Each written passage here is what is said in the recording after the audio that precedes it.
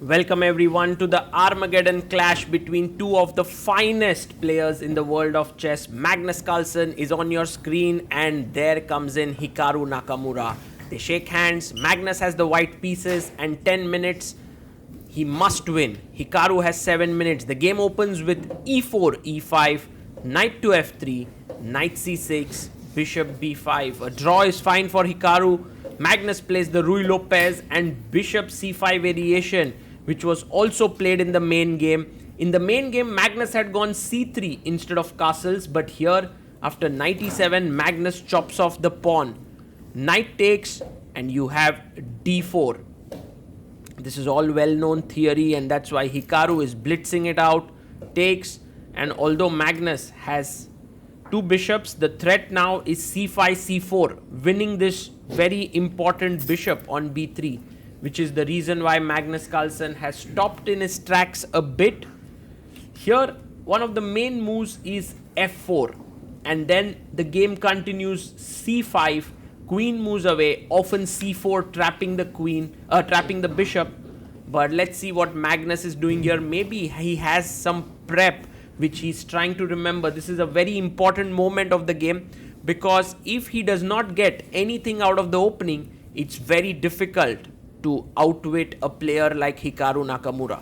Magnus goes c3 and Hikaru is still in his prep. He goes castles. That's amazing. c3 idea is that you make a square for your bishop on c2, and now Magnus plays bishop f4, and there you can see Hikaru trying to look away, trying to remember his prep. This is not a very common move, bishop f4, because generally you want to put your pawn there, but Magnus has kind of understood that he can pull back his bishop and then play f4. Bishop comes to b7. Hikaru's moves have been very natural. He gains space, attacks e4, Magnus defends it. There's only one problem in black's position, and that is the d6 pawn. It's backward, but all other pieces are excellent. Knight g6 makes a lot of sense, but Hikaru goes queen c7. Maybe not the best move there, but it's logical. You know, he wants to bring his rooks into the center of the board, maybe push the bishop away. Knight can then settle down on d3 perhaps. Magnus brings his bishop back to c2, and Hikaru brings his rook out. And you can see that d5 is a move that can become an idea later on, but Magnus is not really afraid of d5, especially with this pin which is coming in. Knight comes out to d2. White definitely has a small pull here, especially because for black it's not so easy to execute the move d5. Also, this bishop on this diagonal is quite well placed. You can see that even if it is attacked here, you can push it back to g3 and then later on play f4. Hikaru plays queen c8. And what is his idea here? Maybe is he trying to go queen g4 to trade queens? Could be one of the ideas in this position, to bring the queen to g4. So Magnus goes queen h5. Very interesting move, because now if you play queen g4, I can take and play bishop g3. Later on f4, and also the break with a4. So playing the queen to g4 might not be a good idea. Logical move is to bring your knight to g6. Time wise, Magnus has 7 minutes 58 seconds and Hikaru has 5 minutes 30 seconds around. So Magnus has kept his time lead around 2.5 minutes, which is an important thing if you want to outplay your opponent. Rook e8 played here by Hikaru, just improving the position of his rook. Magnus also brings his rook into the center of the board. Rook d1.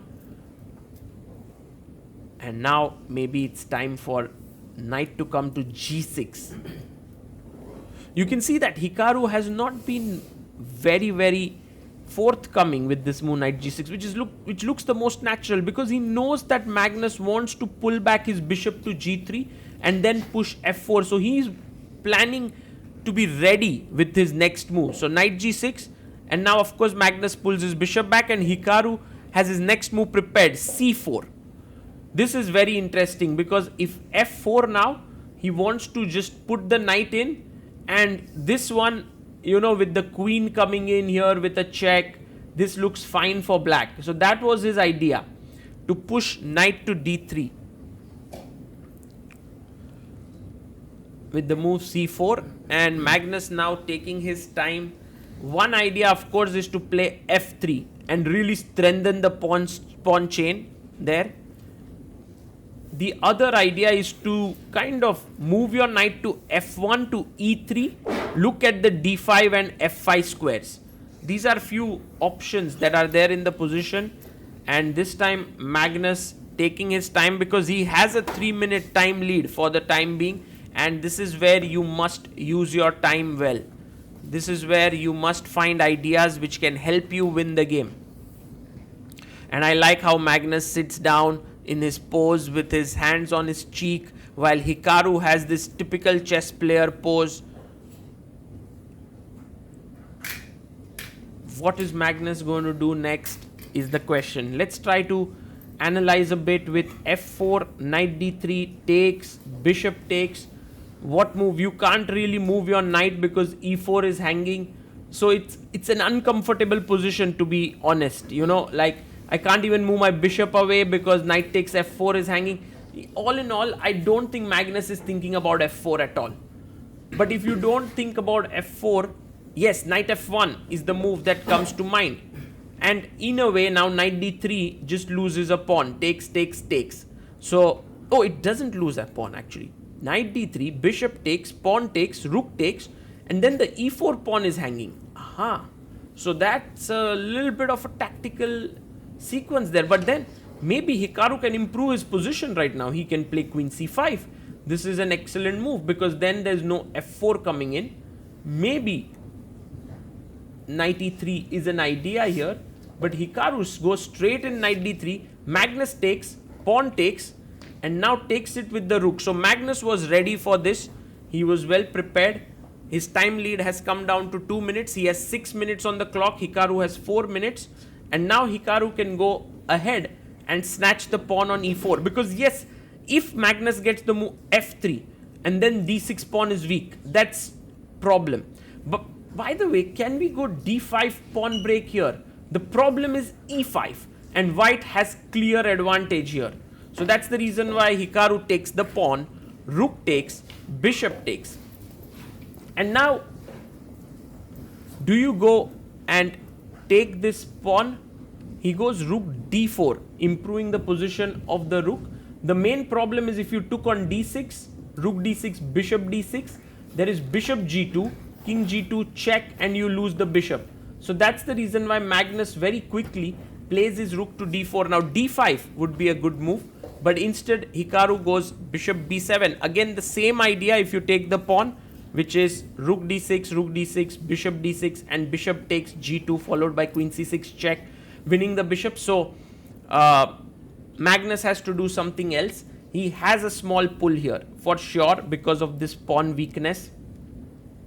But is it enough to win? Also, there are opposite colored bishops in the position. So how should white continue here is the question. What is the move that white can play? And Magnus is thinking. Hikaru hydrates himself with water. 3 minutes on the clock. Magnus down to 5 minutes. He needs to figure out how does he want to place his pieces, because a natural idea is to play knight e3. The knight will be very well positioned on the e3 square. The other idea is to pull back the queen to d1 and attack the pawn on d6. And you can see Magnus Carlsen there. He knows he has a small edge here. Also, moves like h4 should not be underestimated, because later on you can move your queen and push h5. So these are all the possibilities that are running in his head. And finally he decides on queen d1 after spending 1.5 minutes on the clock. Now Hikaru must push his pawn to d5, because then even though his bishop is quite passive, knight comes to e3, the position remains equal in terms of material. So this is an important moment for Hikaru. With 3 minutes on the clock, Magnus has posed him with an important question.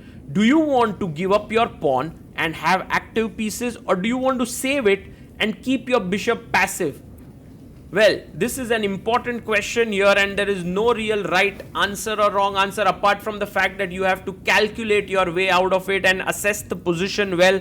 Hikaru decides against saving the pawn, which actually the engines do not prefer. He's given up the pawn and he thinks that it will give him good drawing chances because of the opposite colored bishops. Magnus has a choice to take with the bishop or with the rook. This is an important moment for him as well, because he takes with the rook. More trades may be better for Hikaru, but Magnus knows that he should be okay. Here king goes to h7, and now extra pawn for Magnus brings his knight. Now this is the phase where you need to observe Magnus, how he plays. Guys, this is where Magnus is an entirely different beast, because he understands where his pieces go. Look, first centralizes his queen. Now such a move, no real threat, but an excellent move. Fantastic move. Just understands it well. Queen c6, f3. Blunts the queen and the bishop. Now attacking the a2 pawn. You can see Hikaru giving maximum resistance. Knight e7 played. Wants to trade with knight d5 or knight f5. Now at this point Magnus starts to think, because there are concrete threats by his opponent. So first place check. Now Hikaru can go back with his king, which is maybe the best move in the position. But you can see that with 2 minutes on the clock, he also has to make some very tough decisions here. He goes queen g6, offering a trade. Will Magnus go queen d7, which is possible? But also trading the queens is not particularly a bad idea, especially with the fact that you have a ready-made plan with c4 to create a passer. Let's see what Magnus does. 3 minutes on the clock for him. He takes on g6. Hikaru takes with the king and brings his king into the center of the board. Knight d5, of course, avoids the exchange of the knights. Pawn comes to f6. Magnus now plays king e2, improving his king. Hikaru also improves his king, but Magnus's king is faster. You can see that the d6 square is taken away and the king is entering this way, with c4 coming in. So Magnus having a clear advantage. Knight going back to e7, and Magnus just making sure the way in which he's converting this endgame is amazing. It's just literally a masterclass in how you activate your king. Now king c5. Why is Magnus thinking so much? Can he simply not enter there? Maybe he's thinking about the possibilities that black has for counterplay. But where is the counterplay actually? King c5, king b6, and already the king is very, very powerfully positioned. Magnus is calculating there with 3 minutes on the clock. Hikaru has 1 minute 30 seconds. The players are on move 37, which means they are 3 moves away from move 40, after which they'll get 1 second increment per move, which means that they won't flag easily. King c5 played. Hikaru now with 1 minute 20 seconds. Magnus with 2 minutes 20 seconds. Hikaru brings his king back to d7. Magnus brings his knight up. h5 played by Hikaru. And now king b6. Maybe just move in the king, or even c4. Why not? Yes. Pushes his pawn to c4. Creates a passer. An important question after Hikaru takes what to take with. He takes with the pawn so quickly. g5, king b6. Now c5, c6 could come in at some point. You can see Hikaru unhappy with his position. Magnus has put such pressure on him. Well, one idea is king c8. The other is bishop c6. Again, Hikaru choosing to be active but giving up another pawn. His point is, if you take here, he wants to play f5. So Magnus has to be careful. Maybe f5, f4, g4 is his idea. So Magnus goes bishop e1. And this time, if you play f5 in the position, bishop b4 is what he wants to play. So Magnus really understanding what his opponent's move is and trying to accordingly change his plans. h4, maybe threatening h3 to create some play here on the f3 pawn. Magnus has 1 minute 50 seconds. h3 is played here. And now knight g6. Bishop comes to c3, attacking this pawn on f6, while the knight on e3 defends the g2 pawn, so the knight on f4 can do very little damage. Hikaru pushes his pawn to f5. He has 26 seconds. Magnus has 1 minute 46. Knight takes. Knight comes back. So now he's 2 pawns up, completely in control. The third pawn is falling on a6. You can see that Hikaru's expression says it all. He's losing. He goes bishop a4. But now bishop to f6 seems like a very powerful move. Yes, he plays it. Knight comes back to defend the pawn. Magnus takes his third pawn. And this is all over. King d6. King comes back to b6. And Hikaru resigns. What a game by Magnus Carlsen.